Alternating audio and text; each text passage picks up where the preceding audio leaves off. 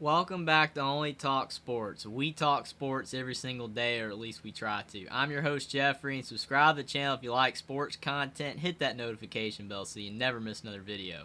In the Big Ten on Saturday, there's a very underrated game between the Iowa Hawkeyes traveling on the road to the Illinois Fighting Illini. Who do I think is going to win this game? Let's break it down.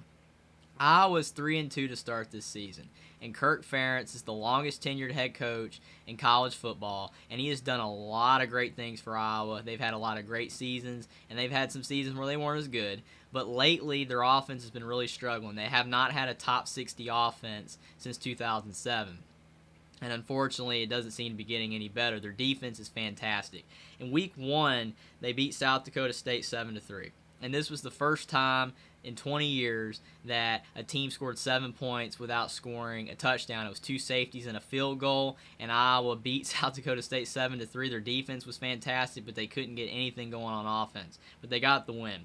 Then they lost to Iowa State 10-7, and Iowa State has not beaten Iowa in a long time. And I did pick Iowa State to beat Iowa because Iowa's offense is really struggling. But they did lose 10-7, and Iowa's offense, if they had played any better, would have beaten their rival.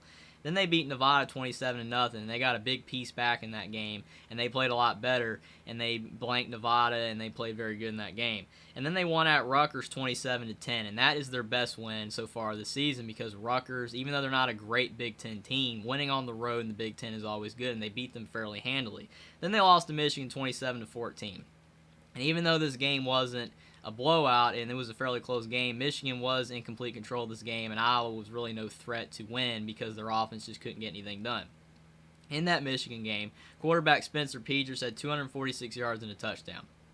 And a lot of people blame Spencer Petras for Iowa's offensive issues, but I think some of the problem is Brian Ferentz at offensive coordinator, Kirk Ferentz's son. I don't think Brian Ferentz is a terrible tight ends coach. He was a great tight ends coach, but he's a not so good offensive coordinator because he has Iowa's offense playing old style, and they're not updating it like Illinois is, and we'll get to them with Bret Bielema.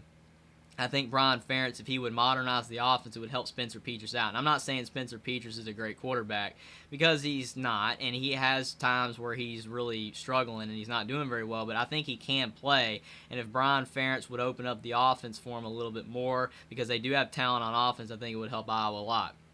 Running back LaShawn Williams at 34 yards, and running back Caleb Johnson at 32 yards and a touchdown against Michigan. It's very tough to run on against Michigan.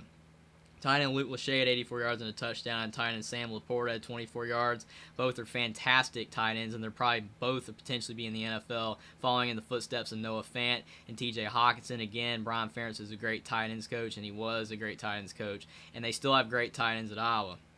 And wide receiver Nico Reganey had 55 yards against Michigan, and he's a great wide receiver, but unfortunately for Iowa, they lost Charlie Jones to Purdue because he wanted to play with a spread offense, and he was a great wide receiver, and he didn't like Iowa's slower offense, but thankfully for them, Nico Reganey is still at Iowa, and when I said they got a big piece back against Nevada, he returned, and he's a fantastic receiver, and he has helped Iowa's offense improve since he has returned. Now on the defensive side of the ball, linebacker Seth Benson had 6 tackles, linebacker Jack Campbell had 3 tackles, cornerback Riley Moss had a tackle. And Riley Moss only had 1 tackle, but he is a pick-6 machine. No one wants to throw the ball his way. He is fantastic, and obviously Jack Campbell is a great do-it-all linebacker. Iowa's got a great defense. If only their offense would improve, they'd be a very good team. And on the Illinois side, Bret Bielema has them 4-1. And Bret Bielema, he used to be the Wisconsin and Arkansas coach, has got Illinois rolling on offense because he has changed Illinois from the more traditional offense like Iowa and Wisconsin to the more spread offense, and it's paid dividends. They beat Wyoming in week 0, 38-6. That was a great win. But then they lost at Indiana 23-20 in a game that they probably could have won, but Indiana went down the field and scored, and that's kept Illinois from being undefeated. They beat Virginia 24-3, and that was a good win because Virginia's not a great ACC team, and they beat them pretty handily. Then they blanked Chattanooga 31-0. That's a great win. It's always good to blank a bad team. And then they won at Wisconsin 34-10. And that was a fantastic win for Illinois. And I think it's kind of ironic that you have Bret Bielema, who used to be the Wisconsin head coach. He got a Wisconsin head coach fired in Paul Chryst. And in that game against Wisconsin, quarterback Tommy DeVito had 167 yards and 3 rushing touchdowns. He is a dual threat, and he's a transfer from Syracuse, and he has really helped springboard the Illini offense. Running back Chase Brown had 129 yards and a touchdown against Wisconsin. He is an NFL running back. He is a fantastic running back, and he does a lot of great things for Illinois on the ground. Wide receiver Brian Hightower, 59 yards. Wide receiver Pat Bryant at 51 yards, and wide receiver Isaiah Williams at 31 yards. And Isaiah Williams used to be their quarterback. They've converted him to wide receiver, and he is a fantastic receiver. They need to get the ball even more to him because he's fantastic. They have a great trio of receivers, and Illinois is a good offense. It's even probably a great offense at this point. They're playing very well on offense. Defensive back Jartavius Martin has 7 tackles. Defensive back Tavion Nicholson has 6 tackles and an interception. Defensive lineman Keith Randolph with 3 tackles against Wisconsin on defense for Illinois. And Illinois' defense is playing a lot better. They're playing really good on defense, and their offense is definitely a lot better than it used to be with Bret Bielema, that head coach. Who do I think is going to win this game? Usually I would say Iowa's defense is better than Illinois', and I still think it is. Their defense is probably a little bit better than Illinois, but the offense is what's going to be the difference here. Illinois' offense that Bret Bielema has allowed to be free has made Illinois a much better team because their offense, they're scoring a lot of points, as you can see, and their defense is doing a lot better. Except in the Indiana game where they gave up 23, they've been fantastic on defense, and their offense is scoring a lot more points, scoring 34 against a usually tough Wisconsin defense. And on the Iowa side, they've been good on defense too, only giving up 27 to Michigan, but they're having a hard time scoring points.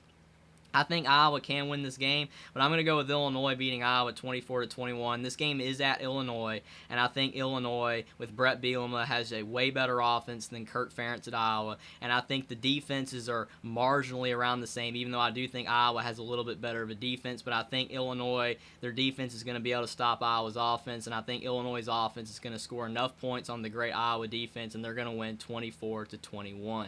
Subscribe to the channel if you like sports content. Like this video down below. Comment down below whether you think Iowa or Illinois is going to win this game and why, and I will see you next time.